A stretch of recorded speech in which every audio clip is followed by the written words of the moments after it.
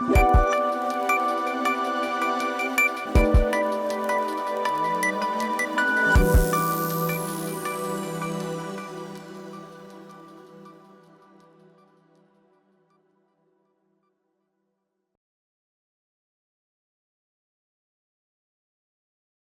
thought I'd give a general overview of the origin of all the elements because I sort of figure it'll fit in nicely, I think, to what people have been talking about. And I think it's, more of a general overview, especially it'll fit in nicely with the themes about galar and chemical abundance talks that we'll hear later as well. So as an introduction, so my talk it's going to be a really high level overview. I'm going to talk about some of the science that we do and also show some results, especially some of the results from some of my own work, but others also through ASTRO 3D. So there'll be an introduction, very high level.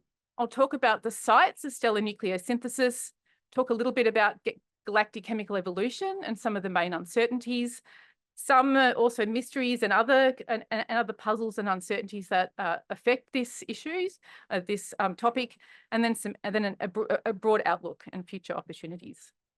So this question, what made the chemical elements and by which processes? This is one of these high-level questions that has been asked in the decadal plan from 2016 to 2025. So in order to answer this question, we're really looking for sites of where we're essentially looking for nuclear furnaces in nature that can forge elements together. And the best places where this happens are, of course, stars. Stars have the immense temperatures and densities that can sustain nuclear processes, nuclear fusion reactions. So we need to look to which stars made elements, by which processes, and on which timescales. So there are some elements, though, that were not made by stars. So what were those processes, and can you name them? And can you name those elements? I'll leave that open for now. Okay, so we talked about a little bit, there was a question earlier about the amount of lithium made after the Big Bang. So this is a picture that I made showing the atomic number on the x-axis. So this is the number of protons versus log mass fraction. So this is taking Big Bang abundances and plotting it.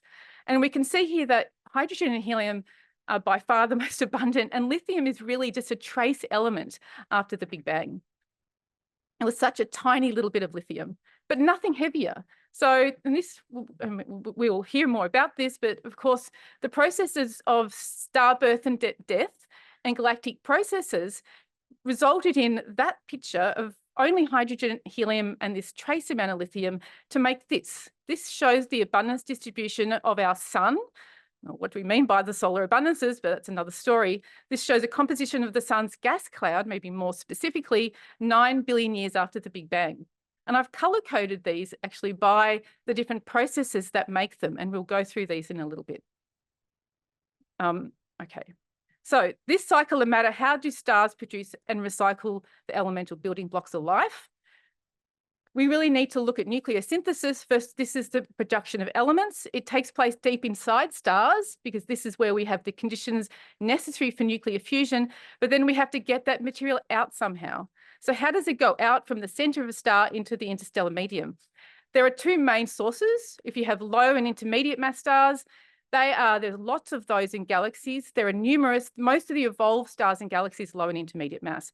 But of course, these stars don't explode. So you need to get a way of moving that material from the core where fusion reactions happen to the outside.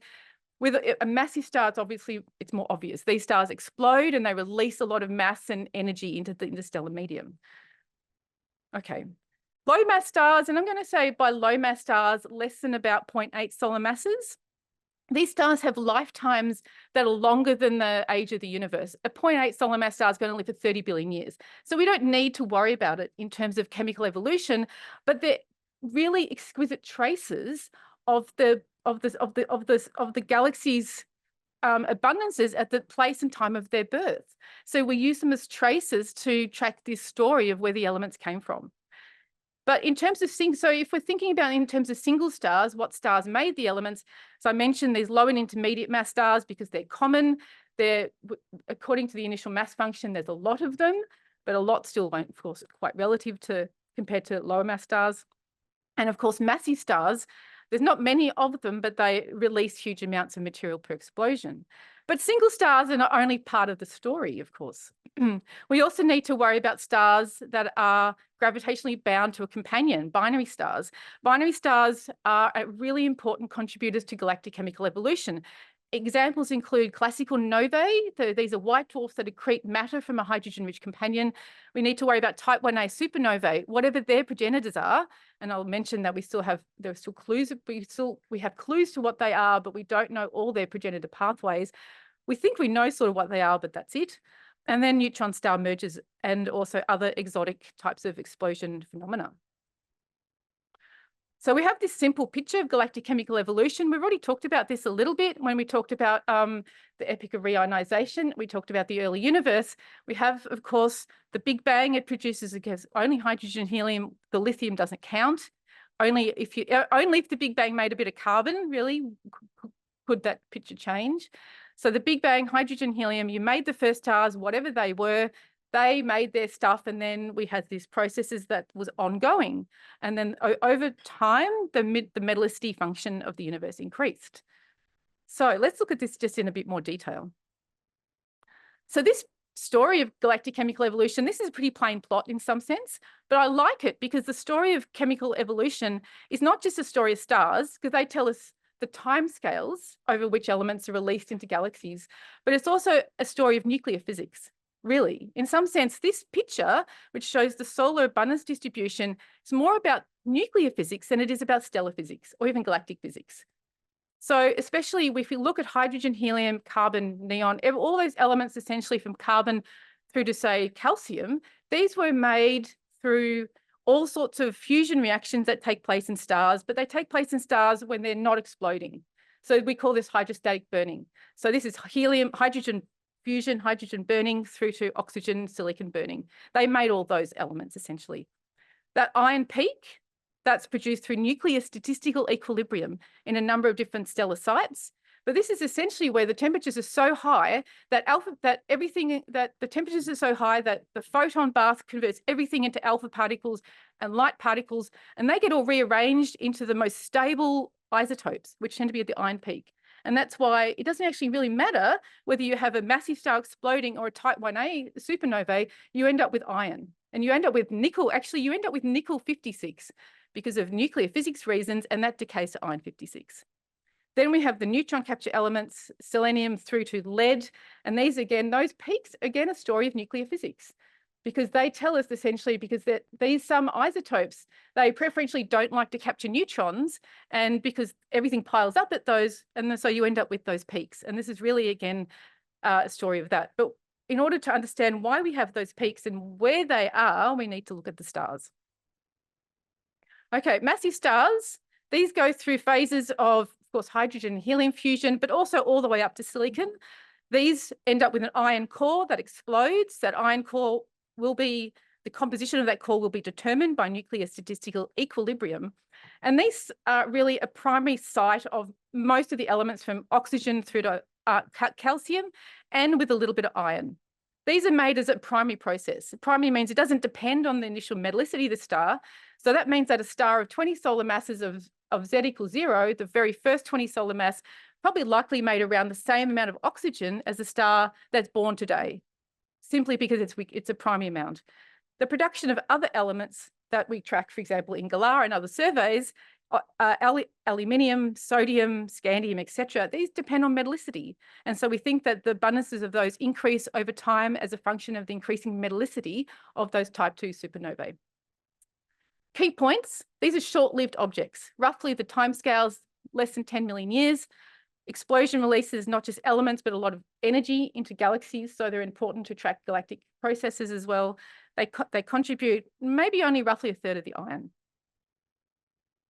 If we now move to low and intermediate mass stars, again focusing on the single stars, these go through only hydrogen and helium burning. There's no really, I guess, spectacular supernova that ends their lives. Instead, they die as planetary nebulae, essentially, white dwarfs. But in their very last nuclear burning phase, they have a mixture of nuclear processes and mixing and mass loss, the combination of all of this, that can produce elements mostly just in terms of hydrostatic burning carbon and nitrogen, but because they have the right conditions to make neutrons, they also are a site of heavy element production through what we call the slow neutron capture process. And they are the dominant side of this S process in galaxies. The range of lifetimes, unlike with massive stars, which we consider to be almost instantaneous in galaxies, these low and intermediate mass stars have lifetimes of maybe the most massive, maybe 30 million years only, up to 10 billion years. So we're seeing a huge range of lifetimes with these stars. And that's why it becomes complicated from a galactic chemical evolution point of view. You can't assume instantaneous mixing. You really have to now track the stellar lifetimes. If we consider binary stars now, we consider first type 1a supernova.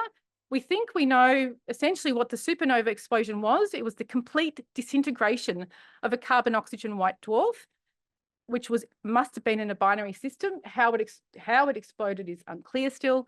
And then novae is maybe somewhat similar. You still have a carbon-oxygen, or maybe you have a white dwarf anyway. It accretes matter from a companion and it goes through a series of explosions. These are usually caused by hydrogen burning on the surface of this white dwarf, and that can release matter also into galaxies. So just roughly running through these two sites. Type 1a, they're the dominant site of iron in galaxies. And this is not just iron, but iron peak elements such as manganese. Most manganese we think came from type 1a supernovae. While the binary explosion pathways that result in these are still unclear, we do know from light curves that there must have been, it was a very heterogeneous population. The type 1a supernova, while we call them standardizable candles from a cosmology point of view, we know that they were really heterogeneous from their light curves. There must have been a huge variety of types of type 1as, everything from what we call Chandrasekhar mass models, that these are stars of 1.4 solar mass that explode, but also sub-Chandra models, maybe rotating white dwarfs, all sorts of maybe colliding white dwarfs as well, or merging white dwarfs as well. So there's a whole range of different types of progenitors. In terms of their delay times, now it's not so much their lifetime, it's a delay time, because these stars have to interact and then explode, likely 1 billion years, but we don't know if there was a prompt population of these. Notice, because these essentially evolved from low and intermediate mass stars, they essentially reflect the low and intermediate mass lifetimes as well. So whatever we see for low and intermediate mass stars for lifetimes, we see this for type 1as. Again, like with core collapse, however, the explosion releases a lot of material into galaxies. So just to give you an idea, each core collapse might explode about 0.1 solar mass of iron into the galaxy. One of these type 1a, maybe it's 0.6 solar mass of iron.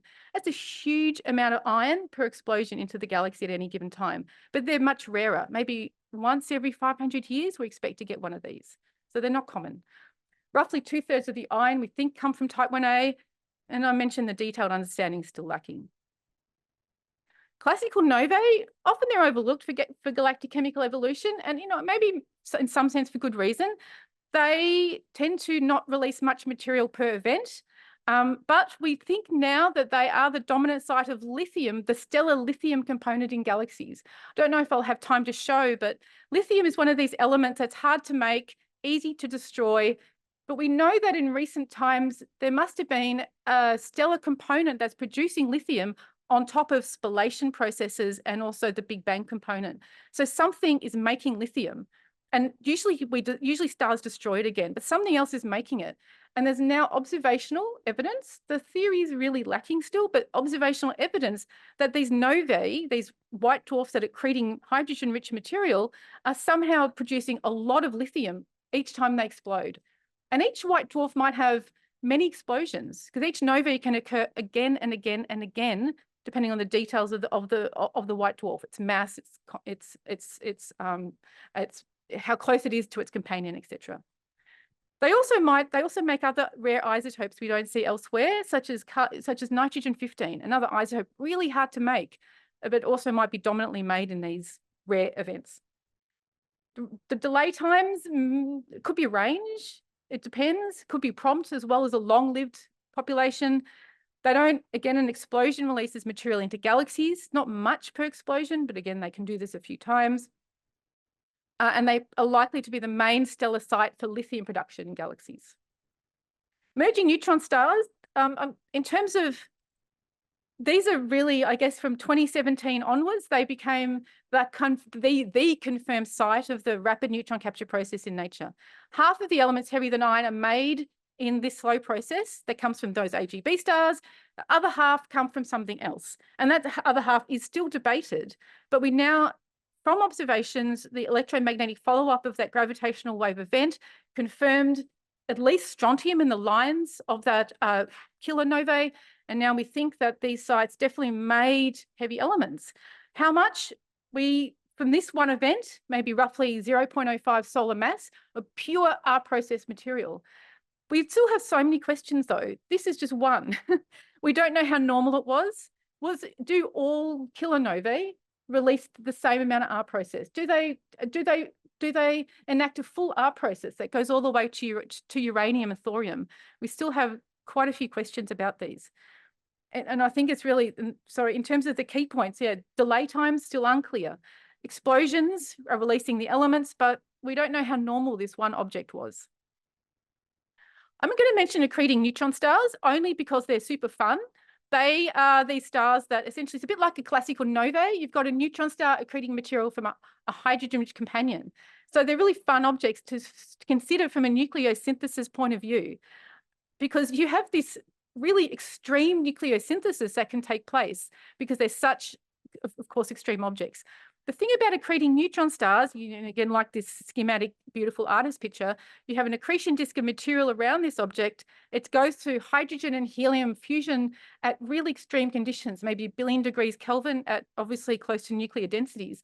So it's, kind of fun. But the only thing is we don't think any of the material gets out. It's unclear. So from a galactic chemical evolution point of view, they're probably not that interesting. If we want to constrain nucleosynthesis under extreme conditions, great objects to study, but from chemical evolution, maybe less interesting. So just to summarize, which stars produce which elements? Low and intermediate mass stars, carbon, nitrogen, some other things, the S process, really minor things otherwise. Core collapse supernovae, most of the elements from oxygen through to calcium, some iron peak elements. We don't know their contribution to the rapid process. I'll talk about that in a bit, but they may or may not make an R process. Current models say they definitely cannot do a standard full R process unless they're really super weird supernova, which may exist. Type 1a supernovae, most of the iron in the universe, novae, lithium, rare things, and merging neutron stars, the rapid process. Okay. So from a chemical evolution point of view, we have this schematic picture that's a bit like this. So I've tried to just break it down into the kind of the steps we need to worry about. We obviously have the initial conditions we take from the Big Bang. We feed this into interstellar gas. Somehow stars form. We don't worry about that, but they do clearly form. We see them. We're around one. That helps. The rate of the first stars is obviously still a question. Then we have an initial mass function that determines the birth distribution of stars. They do their thing. Stellar evolution and nucleosynthesis happens. Obviously, there's a question still about binarity, which is I'll get to. Stellar remnants then can go through explosions as well, and stellar winds release material that makes carbon through to calcium. Cosmic rays will also make some things, and then that cycle is repeated. So if we put this into a theoretical model, which I'll get to. I did want to say briefly that this is really the initial conditions. The universe somehow makes stars and then galaxies. There's all this high redshift stuff that I've heard so much about this morning essay. It was really beautiful results. But essentially, this is really the initial conditions for my story. So that sets it up. Then star formation and galaxies form, and then we go through galactic chemical evolution. So this is just a quick brief outline of what goes into even a simple one-zone model of the sort that Chiaki and I and Maria Lugaro made. We obviously need to worry about the initial conditions, the mass function, stellar yields, rate of star formation, initial mass function, the fraction of binaries. We need these as a function of metallicity. We also need the stellar yield. So essentially, the stellar yield is the amount of material that a star ejects into the interstellar medium over its lifetime. We don't just need this for one population of stars. We need it for stars of all populations as a range of metallicities, range of compositions. And that's still really lacking. We need to know the energetics of stellar explosions, the rate of gas inflow and outflow. And this is just for one zone models. Keep in mind, if we want to do this for, what we really want to do is inhomogeneous, essentially 3D chemical dynamical models that follow essentially not just the evolution of elements as a function of time, but as a function of space as well. So theoretical yields from a whole stellar population, we have that, at least for single stars. So that's something we've managed to do, at least for most metallicities. The first star yields are still lacking though, I should point out. So we can take, for example, we can take this for massive stars, we can take this for low mass stars as a function of initial mass, the amount of, say, barium that's made as a function of mass. We can compare that to, and we can weight that by an initial mass function to tell us, for example, that most of the barium comes from 2 to 3 solar mass stars in galaxies. We can put this in one of those chemical evolution one zone models that, for example, that Chiaki makes. So this shows the chemical evolution model of the solar neighborhood in particular. So this is this annulus of the galaxy out at 8 kiloparsecs. And we can look at, as a function of metallicity, which here is a proxy for time, we can look at the evolution of elements and look at the various components that go into this. So we see that nitrogen, for example, really needs low mass stars, whereas most of those other elements, we see that they're mostly essentially produced through dominantly core collapse supernovae. Notice there are still some issues. Cobalt, for example, there's a big mismatch. Is this an observational uncertainty, or is this because the models are not making enough? So we know there are some elements not shown here, maybe on purpose. Scandium, vanadium, and other elements are really underproduced. Potassium's another one by core collapse supernova models. There's a really big mismatch that's likely to do with the core collapse supernova models. We look at, we can do this not just for those elements, we can look at carbon through to calcium. For example, this is strontium, a classical S process element. And we can see that the S process can match the solar abundance alone. But we do need, and if we look at the total component of this, we also need an R process component, especially at the earliest times, at the lowest metallicities. So this also tells us that, you know, usually the stellar abundance people, we say S process element is strontium, but this is only true for the solar abundance. If we go back to the earliest times in galaxies, something like strontium becomes an R process element. So these elements do change as a function of time as well. We also can do this. We obviously didn't want to do it just for strontium, a well-measured element. We've done it for all the elements. Here we have a number of them: ytterbium, hafnium, thorium, uranium, etc. So we can see that there's a paucity of data points for some of these. Okay, I've got a couple of trivia questions to keep you thinking. No phones. Don't talk to Sven. Name the only elements ending in D, and name the only 3 elements ending in as opposed to ium. I have other trivia questions for those that are really keen as well. In this paper that Chiaki and I and Maria wrote in 2020, we released this. So there was a different version of this periodic table of the elements. This was then converted into a really pretty one by ASTRO 3D, and it's really lovely. But what this actually shows is the evolution of elements as a function of cosmic time for each element. So that little box, each little box is from the Big Bang on the left-hand side through to now, 14 billion years later on the right-hand side, and it shows the contribution of the varying stellar sources as a function of time. So we can see, for example, that gold is a really good example, that if we were to match the solar abundance, it should reach the top of that box. That means that's the solar abundance of that element. So you can see that for many elements, we can match the solar abundance, because the box goes to the final result at the right goes to the top of the box. For gold, there's still a mismatch. This is an issue with R process yields, because in this paper, unlike with some other galactic chemical evolution papers, we took theoretical yields for all sources. So we didn't just estimate the rapid, usually the rapid process is people say, oh, I'm going to take the 1 minus the S component, that gives me the R process yields. And because we know the S process well, that's the idea. And it's usually an empirical constraint. In this case, we took the theoretical yields of our process directly from some theoretical models.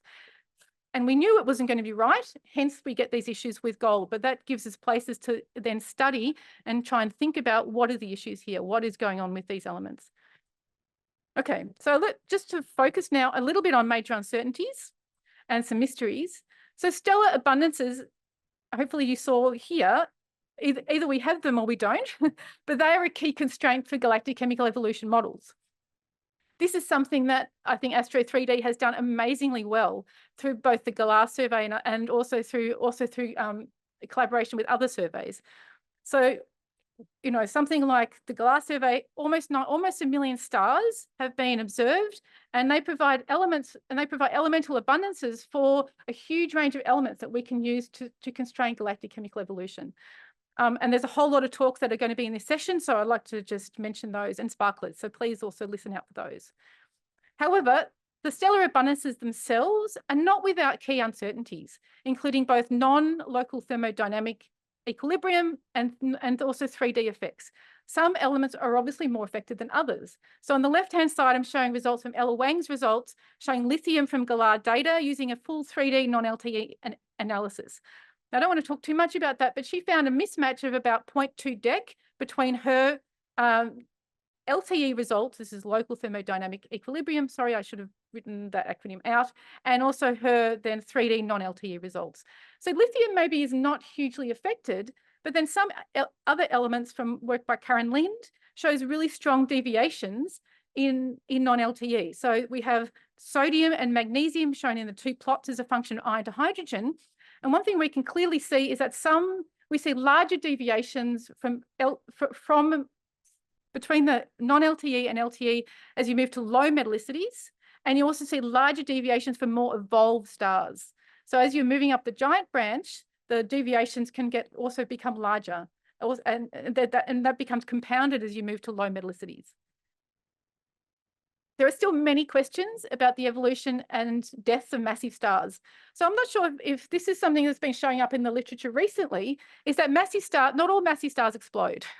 And this is not, we think, related to our inability to explode them, that some of them just explode promptly to a black hole. This is called the explodability of a massive star. This plot shows one of the first results. This is from Ibinga from 2020. And this shows so we can see if you just focus on the top line, on the top diagram, we have zero-age main sequence mass versus explosion energy. And all those gray areas, that's where the star directly collapses to a black hole. Nothing is released. So these stars don't contribute to galactic chemical evolution through at least their core collapse. They may contribute through stellar winds or if they're in binaries, but and you can see that stars over 30 are just directly collapsing to black holes. So this is the question, when we make our galactic chemical evolution models, we assume that all massive stars will explode, and they explode with some yields that we calculate. So this could be an issue. There's also the role of electron capture supernovae. I didn't mention binaries. There's also the role of binaries. We assume all massive stars are single. That's definitely not true. They probably all have companions. Also, then there's the question of the rapid neutron capture process. Do regular core collapse supernova make it? It looks like maybe they make what we call a weak R process. So they don't do the full R process all the way to uranium and thorium, but they might be able to make maybe up to strontium and maybe a bit beyond. So it gives us what we call a weak R process for massive stars. There is some observational evidence. So this has been found by looking essentially for correlations in elements in metal poor stars such as zinc, germanium, iron, zirconium, europium, etc. We look for correlations between these, what we call maybe things like iron and maybe zinc, which come from nuclear statistical equilibrium, and we look for that with correlations with neutron capture. I did mention the really massive weird stars that explode that we think that are responsible for the rapid neutron capture process. These are what we call magneto-rotational supernovae. These are a very small fraction of all core collapse supernovae. They were likely very massive, maybe they were very energetic, they were likely rapidly rotating, and they likely had very strong magnetic fields that lead to these jetted outflows of material where a full R process possibly can take place. And I say possibly because early models being about 10 years ago, showed a lot of promise for these stars, these objects being responsible for making a full R process. Current models are not so favourable. But we think that we still likely need them, at least in the early galaxy, because the work that Chiaki and I did and Maria, we really needed a prompt, very essentially instantaneous source of rapid neutron capture elements in order to make europium in our galactic chemical evolution model. Now, the thing about neutron star mergers, we know they make our process elements, but the timescales may not be favorable enough to make them at the really earliest times. But then we don't know a lot about merging neutron stars as of yet. We still don't know who the first stars were. This is obviously work that ASTRO 3D have done really successfully. The first stars program have tried to answer this using ancient metal poor stars as traces of the first stars. It tells us, but it only gives us a very strange snapshot of them. We don't really know what their initial mass function is. We don't really know how many of these really first massive stars were they only massive, or what was the lowest mass of those very first population 3 stars. We just still don't know. So this is a question that I think hopefully in the next 5 or 10 years we can sort out. I haven't mentioned another mystery that has popped up in recent times is I've talked about the slow process and the rapid process, but we likely think there's a process in between that. And there's been a lot of observational evidence of late pointing to what we call an intermediate neutron capture process. We don't know the site. It could be anywhere. It could be massive stars at early times. It could be low and intermediate mass stars. Observations are still just essentially trickling in. We think post-AGB stars, this is work that Adepika Kamath does, might be a site, as well as maybe rotating massive stars in the early universe. A lot of unanswered questions. I always have to mention AGB modelling uncertainties because they are still a real issue. Essentially, they dominate the yields of AGB stars. We know they make S-process elements. We have a lot of observational evidence for constraints, but we don't know entirely how they make neutrons. And this is still an ongoing problem, as well as the issue of mass loss and mixing, which always have not gone away, maybe not until we have full 3D models will they go away, as well as the impact of binaries as well. We also think they might be the site of the I process. Going to add that. Okay, so just a quick outlook. This is just a few words. Over the past 10 years, I think, and I think ASTRO 3D really made a really big impact on this. We've made significant improvements, both in theoretical modelling and in the quality and quantity of observational data. I think it's nice to look to the next 10 years. I think we'll see a lot of improvements in models of the S process and I process at both at very low metallicities that will provide, or essentially it'll provide us predictions for masses, for a range of masses and metallicities. I think it will also allow us to disentangle some of the puzzles that we see there, especially related to this intermediate neutron capture process. I think that we're going to see in terms of the rapid neutron capture process and massive stars, I think that the models will be accompanied by a lot more 3D models that may provide a lot more answers to whether massive stars can sustain a rapid neutron capture process, and also more details about the explosions, because we still, there is this issue of explodability, but we still have issues exploding massive stars. And this is something that I think we'll see a lot of progress on this in the next 5 or 10 years. And I think more observations and modelling, especially through gravitational wave sources and their follow-up, will provide a much better understanding of the contribution of neutron star mergers to the R process. And that's where I'm going to end. So thank you for your attention. That does leave a lot of time for questions for Amanda. I have a ton, but I think we should go first with Kirsten. Thank you. Very interesting talk. I love learning about where all the elements come from. I have a question about your massive stars slide and the questions about those. What is with that gap in like the 20 to 23 solar masses? Like, is there any significance to that? Do we have ideas on what that might be? Yeah, it's caused by the compactness of the progenitor. So apparently there's this strange region where so in these models, they're more compact than their neighbors, and that leads them to directly collapse. So it's caused by this, essentially the hydrostatic evolution leading up to collapse. And why they're more compact, I'm not sure. That's another question. So, yeah. All right. A question from Sarah. Thank you. Yeah, so there are so many things we don't know about the early galaxy and the conditions that were there, and sort of predicting yields at very low metallicity, I can imagine being very difficult. Is it easier to look forward in time, like the future of galactic chemical evolution? Is that any clearer? Yeah, that's a really good question. Look, I guess assuming that the increase in metals will keep on going, and I assume it will. So the metallicity of the gas will increase. We're going to make more metal-rich stars. This is something that we've worked on at Monash a little bit. So I have a student, Julia Chinkelgrana, who's been working on looking at metal-rich stellar evolution, both low mass stars and massive stars. And so the low mass, and it turns out that as you go to really metal-rich gas, the stars tend to, well, at first they're not weird, but then by the time you get to more than about 4 times the metallicity of the sun, the metallicity gets, the models start becoming weird again. And so we find that, first of all, the minimum mass for core collapse goes down as you move to the most metal-rich stars. So maybe roughly, let's say carbon burning sets in at about 8 solar masses at solar metallicity. When you go to the most metal-rich stars, it might be 6 solar mass. And that will also lead to a downward shift in the minimum mass of core collapse supernovae. So Julia's been running some core collapse models with Alexander Hager, and she's also been looking at their S-process contribution, because one thing we found is that low mass stars stop making carbon and S-process above some metallicity. So we thought, okay, if the universe is still making S-process elements, it has to come from massive stars. So let's look into this. And we found that even massive stars become weird when we move to really metal-rich gas. And so even trying to evolve the stars is difficult. Trying to explode them is even more difficult, because they've got so much opacity. They've got so many metals.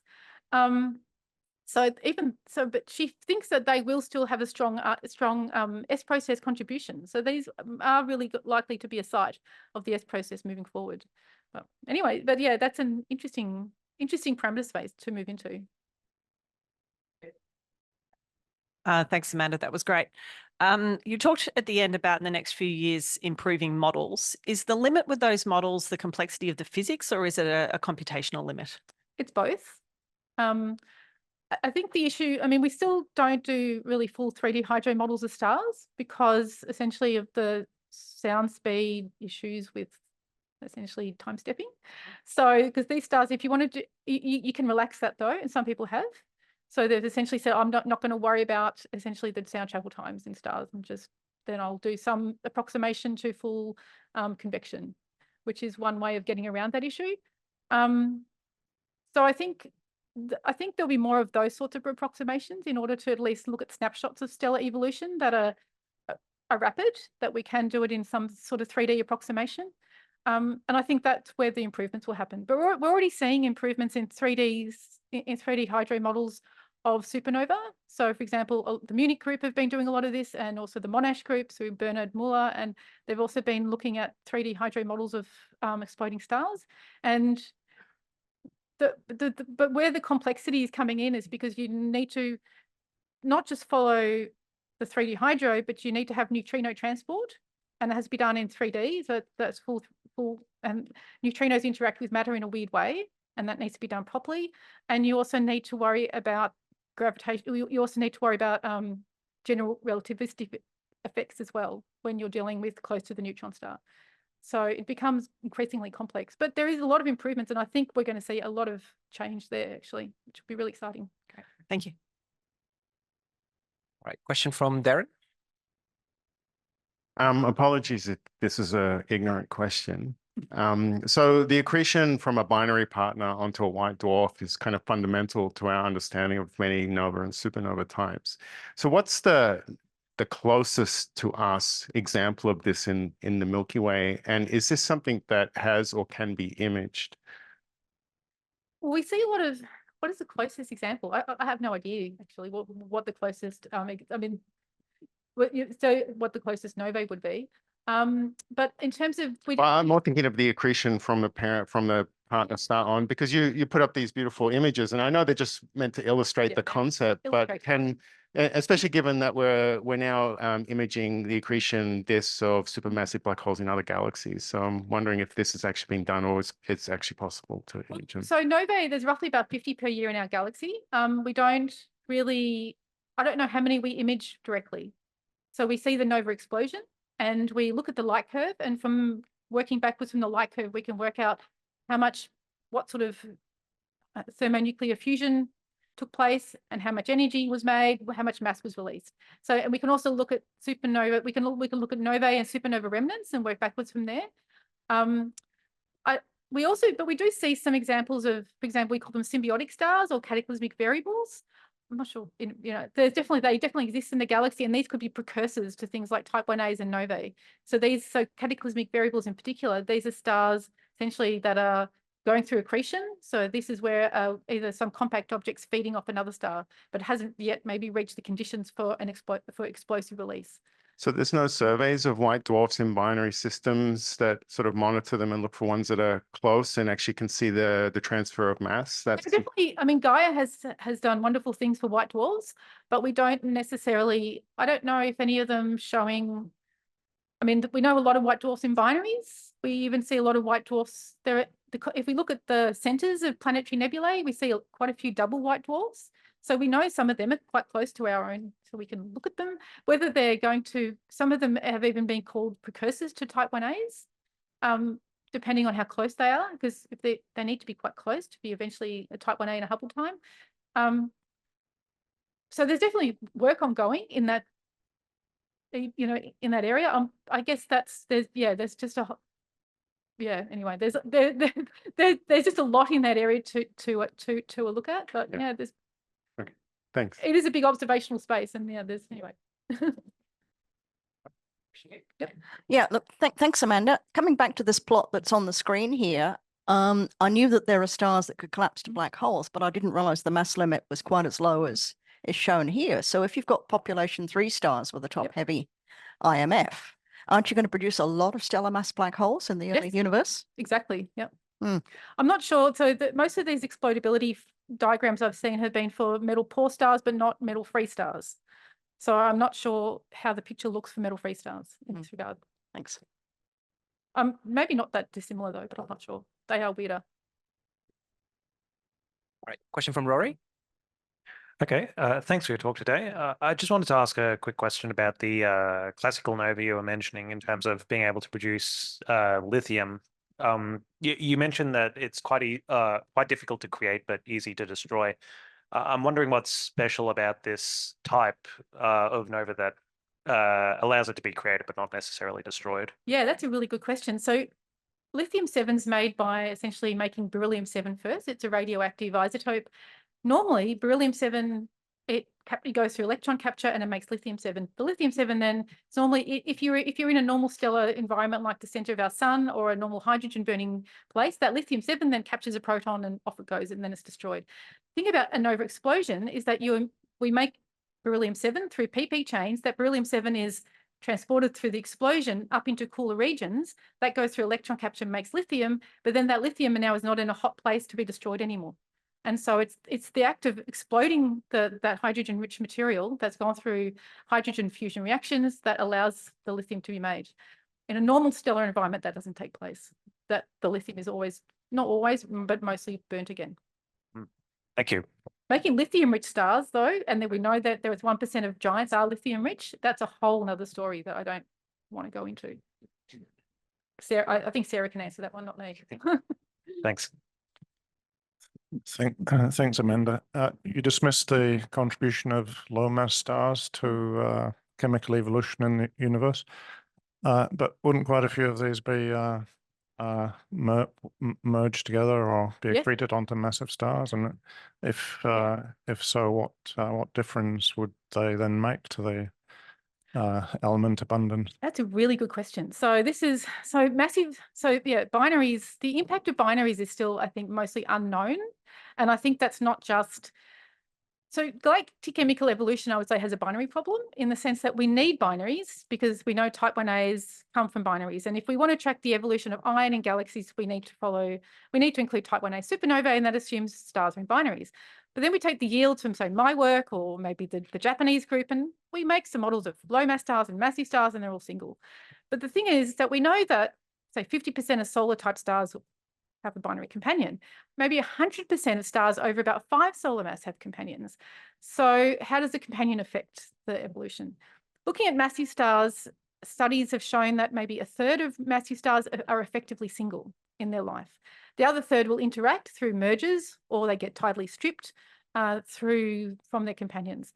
The effect of low mass stars, it depends on the parameter spaces and of course, the mass ratios, but it could be similar. So this is actually, we can look at this through what's called binary population synthesis. So you model binaries and you can model a whole population of binaries in a rapid way. You take some shortcuts in the stellar evolution. And so we've been looking at this for AGB stars or low and intermediate mass stars. And we've found that mergers play a big role. And in fact, mergers we think can increase the amount of S-process material made. Because if you merge two lower mass stars, say they're both about 1 solar mass or a bit less, you make a star that's maybe now 1.52 solar mass star. And that puts it right in the range where you're making a lot of S-process material. And the IMF favours a lot of those stars. So we think there might be an important contribution to the S-process from mergers. How much yet is still quantitatively not well known.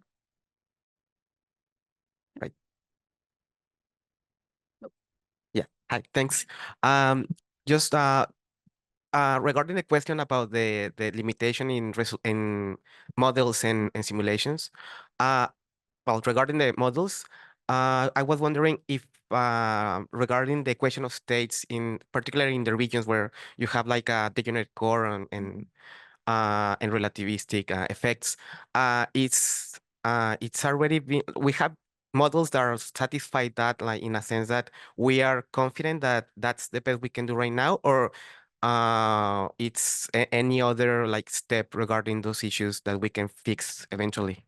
It's a good question. I think I think some progress in those. I think we're in terms of where we are now, people are including so they are including neutrino transport, but not properly. And they're including, for example, general relativistic effects. I think there's probably more work done including the general relativistic effects, but including neutrino transport properly in full 3D radiative transfer is not really well done yet. That will happen though in the future. Is that the question? Is that what you? Yep. Yeah, just regarding especially because supernova tends to have this issue that sometimes they don't explode because neutrino effects are not well accounted for. Yeah. Yeah, and the neutrinos actually what drive. I mean, so neutrino transport. I mean, if you're wondering what the importance of neutrino transport, neutrinos essentially convert neutrons into protons. And so if you want to, so the neutrinos will protonization, will make the material proton rich. And so it stops an R process from happening. So that's why how you treat neutrinos is crucial whether you see an R process or not. It's absolutely crucial. That's why it's, I know they don't seem like very exciting things. They just pass through us, but not in a supernova. Yeah, I'm really fascinated by this plot. And I mean, yeah, similar to Lane, I knew it happened, but not solo mass. So if we leave the Milky Way and we go to like nearby starburst galaxies, which have very massive star clusters, I would expect this to be more common there, where you get more of these. And I'm thinking about like the impact on the feedback yield you would get out of that. And so my question then is like, if I'm at like, say the distance of M82 or something, I have like 10 parsecs resolution. Is there a signature of non-exploding stars, high mass stars that we can look for and try to characterize? I think it depends on, I mean, if it's, I would have to think about that. It's a very good question. I'm not sure. Oh yeah, I'll have a think about that. I don't have a great answer. Very good question. Emma had a question. Oh yeah. So I'm wondering, in the Kobayashi model, there's an unproduction of carbon. Is the reasons for that understood? Yes-ish. Yes. Well, we think it's two things. Yep. So we didn't include the wings from Wolf-Rayet stars. Okay. And Wolf-Rayet stars, at least in the current universe, are responsible for making a bit of carbon. Yep. We also think that the yields of AGB stars are also an issue as well. So it's those two uncertainties that are likely playing a role. Because the models, both of those models, yeah, especially the AGB models depend on the amount of mixing, the lowest mass stars that become carbon rich, and we don't have a good handle from that. Observations there's a lot of selection effects that play a role in there. And then the Wolf-Rayet stars, I think Chiaki has now been exploring the yields from those and has now included those. And then I think partially fixes the problem. Yeah. So I'm going to ask a follow-up if that's okay. All right. So following on from what Deanne was just mentioning, an environmental dependence perhaps. And so you know, all of the observations that you're comparing within the Kobayashi models, I presume, are mostly from the Milky Way. Yeah. So there's a really interesting result earlier this year looking at carbon enhanced metal poor stars.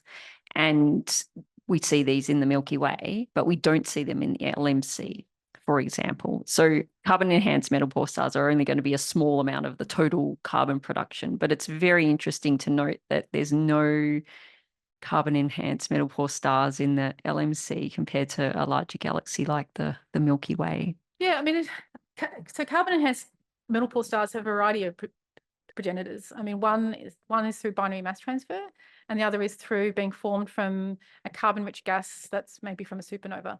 So there are a number of different pathways where you can make them, and it's we tend to, I mean, there is a metal-rich analog of essentially, at least from the binary mass transfer. So we have these things called barium stars, CH stars. We see these in so we have a galactic population of those, not a halo population, so in the thin disk. So we know that these things at least occur in metal-rich systems. Of course, the LMC and SMC are metal poorer, and I don't know if there's any of those types of things, but barium or CH stars. That's a good question whether they exist, and because they are essentially the more metal-rich analog, and we see those at least in our galaxy, we see them at the same metallicity as the mean metallicity of the LMC and the SMC, so they should exist if they're there. But it could also be that the carbon enhanced metal poor population is being driven by other, maybe the really metal poor is being driven more by supernova. Maybe that's a supernova thing, so maybe that's the reasons. It's a good question too. All these hard questions. Hi, Amanda. Hopefully, well, it's probably not an easy question either. My question is about how much of this complexity makes it into the stellar population models, and how worried you would then be to use those models from anywhere from the earliest galaxies to stuff that's around now. What do you mean by stellar population model? Just to be So stellar population synthesis model. So the SSBs that we use basically to model all of the light. I'm not probably the right person to answer that question. Okay. So that's a good, it's a very good question, but I'm not the right person to answer that one. Okay, sorry. Yeah, very good question. If anybody has the answer, feel free to come forward. While we have the possibility for one more question for Amanda. I actually have another trivia question. So there we go. Perfect. People go with the trivia. Yeah. Do you want to give the solution? So the two elements ending in D. Anyone know? Lead is one. Sarah has a hand up. Yeah. So one's S process, one's R process. Good. What about the ions as opposed to eons? Sarah. Oh, sorry, Kath. Molybdenum. Molybdenum. Yes. Platinum, that's an eon. Platinum. Oh no, that's right. And there's one more. You're right. Oh, that's right. Yeah, because I think one's S process, one's an R process. Yeah. Platinum's the R process. Matthew?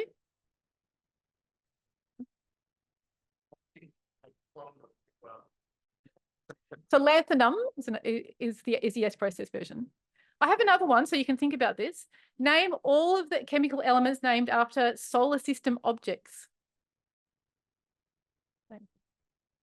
I think that's something to think about during the break. About next. Yeah. But there's about 7 of them, at least 7. And you All can right. just Google. Or Sven. Sorry? Well, after the objects. And sometimes the objects are named after the deities.